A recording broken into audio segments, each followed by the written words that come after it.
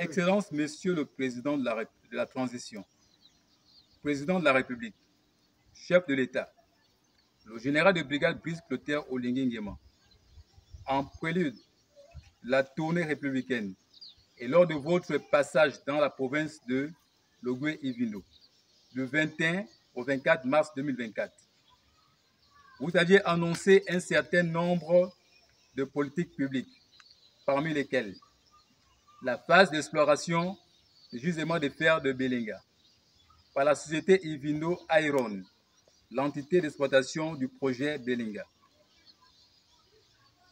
Vous aviez instruit cette dernière et les sociétés en sous-traitance avec elle de recruter et de former prioritairement les ogivins à 70%, ainsi que la formation de 50 jeunes ogivins de profil scientifique dans les métiers du fer en Australie pour une durée de 5 ans.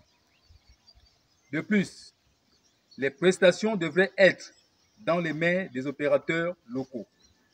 Cependant, de cette date à ce jour, voilà déjà près de 6 mois qui vont s'écouler sans que cet accord de principe n'ait vu le jour, au point où les chômeurs ogivins ne savent plus à quel saint se vouer. Monsieur le Président de la République, le Président de la Transition, chef de l'État, la problématique du chômage est une question centrale et cruciale dans le chantier imminent du CTRI, qui est de restaurer la dignité des Gabonais. On ne peut pas restaurer la dignité lorsque les Gabonais, en général, et en particulier ceux de Logoué-Ivindo, vivent dans la difficulté sociale. C'est donc notre manière, tout modestement, d'accompagner le CTRI en disant que la restauration de la dignité passe par la préoccupation ou par la mise au cœur de la question de recrutement massif des ogivins par la société Ivindo Iron et ses sous-traitances, comme élément essentiel dans la restauration de la dignité des Gabonais et des ogivins en particulier.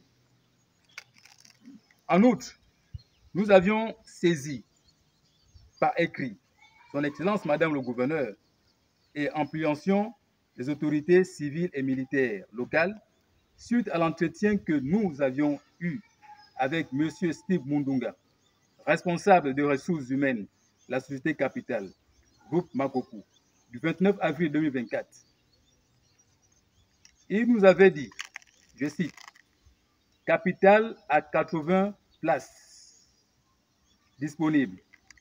Je donne 40 places au collectif des ogivins demandant d'emploi et les 40 autres places aux chômeurs des provinces voisines. » Nous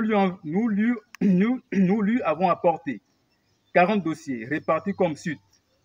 10 dossiers du département d'Azadier, 10 dossiers du département de Ivindo, 10 dossiers du département de Lambou et 10 dossiers du département de Lalopé.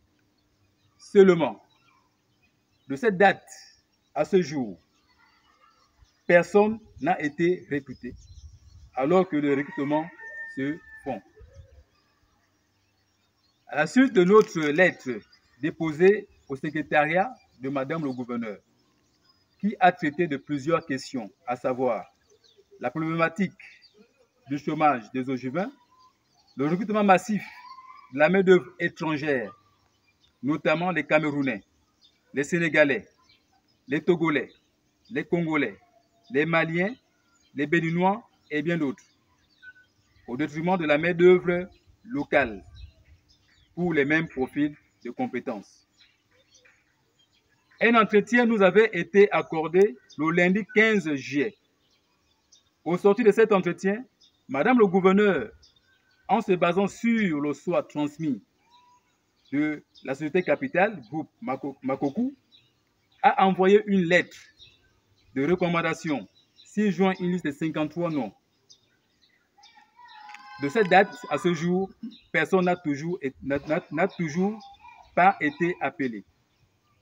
Suite à notre dernier courrier datant du 29 juillet 2024, dans lequel un préavis d'une marche pacifique avait été annoncé, nous avons été reçus par Madame le préfet du département Ivino, assurant l'intérim de Madame le gouverneur.